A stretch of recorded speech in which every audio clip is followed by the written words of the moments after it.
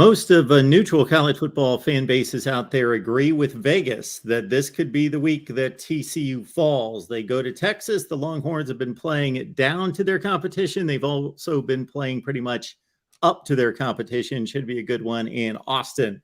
Got Matthew Miller on the line, hosts our Texas post-game show right here at the Voice of College Football. So join Matthew and Brandon after every Texas game right here on the Texas channel, breaking down the Longhorns and a big one against TCU. Huge for TCU, Matthew, but also obviously for the Longhorns in their quest to get to the Big 12 championship game. How you doing tonight? I'm doing well, and it's a gigantic game for both teams. Like you said, Big 12 championship game is on the line here in Austin. Absolutely. So let's get there, because on the Texas side, I had mentioned the effort against Alabama is well documented. Also some fine efforts throughout the Big 12, but the letdown in the fourth quarter against Texas Tech, the letdown in the fourth quarter against Oklahoma State, but looking more consistent in the last couple of weeks in that Kansas State showing, probably the best in-conference effort start to finish. So what impressed you about the Longhorns' effort against the Wildcats? Yeah, we just came out focused and ready to go. We do struggle with that the first couple drives. Overall, we are a good first half team, no doubt about that.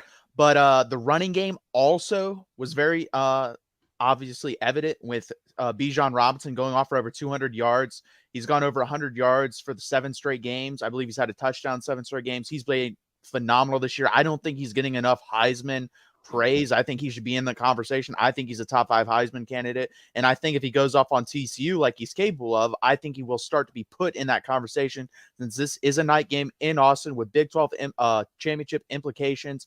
And it's a night game. I think it's going to be a big deal for his Heisman resume. I don't know if he can win it just because of our record. But that's going to be the number one thing for us. And hopefully, all of us Texas fans are hoping that we can be better in second halves. That has been our biggest issue, Mark. Yeah, it's been a while since somebody playing for a team in that 20 to 25 national range won the Heisman. The first one that comes to mind would be RG3 with Baylor, 2011. But since then, pretty much national championship contenders across the board.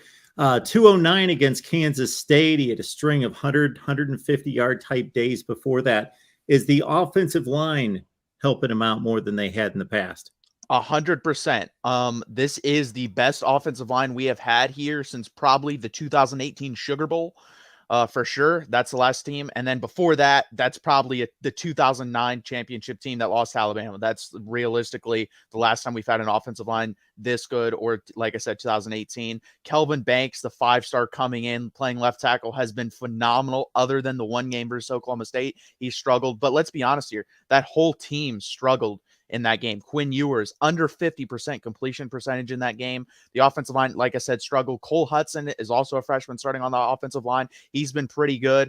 Really nothing to complain about. The running, they've done better in running than pass protecting, but they've done a good job in pass protection too. So if Kelvin Banks can continue this trajectory and this offensive line can continue this trajectory with the amount of good players that we got in last year's recruiting class, I think we're going to have a really good offensive line for the years to come. And this is definitely a surprise. I know coming into the year, we had talked on this channel about if the offensive line can just be average, this team has a good chance to make the Big 12 championship game. In my opinion, they've been above average. So that's been good. Obviously, there's been some other things that need to get turned around, but the offensive line has been a nice, surprising bright spot so far this year, Mark.